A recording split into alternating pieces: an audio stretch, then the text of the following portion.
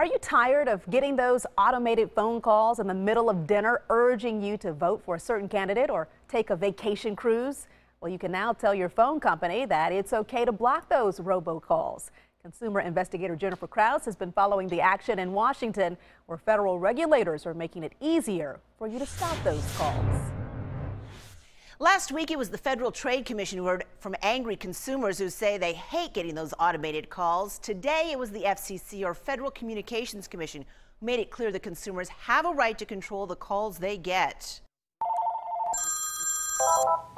The commission adopted new rules that they hope will help consumers stop those unwanted robocalls and spam texts. It's time. Long past time to do something about this. In the past, phone companies like AT&T and Verizon were required to connect every phone call. But today, the FCC told them that they do not have to connect those annoying robocalls if a consumer does not want them.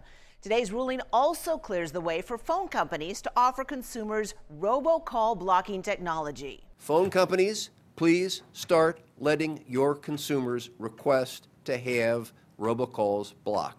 This comes as the FCC says it gets more complaints about unwanted sales calls than anything else. Last year, in fact, the FCC got more than 215,000 complaints.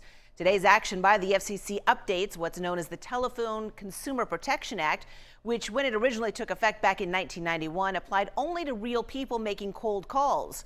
They, for the most part, of course, have long been replaced by machines. Now, there are a few exceptions to those new rules. Your bank can still call you to warn you about, say, possible fraud involving your account, and your doctor or pharmacy can send you an automated message to let you know about appointments or medication refills, though you will have the right to opt out from these kinds of calls and texts at any time. All right, thanks so much, Jennifer. There was no specific timetable given for when phone companies would roll out and offer robocall blocking services, but today consumer groups asked that it be done as quickly as possible.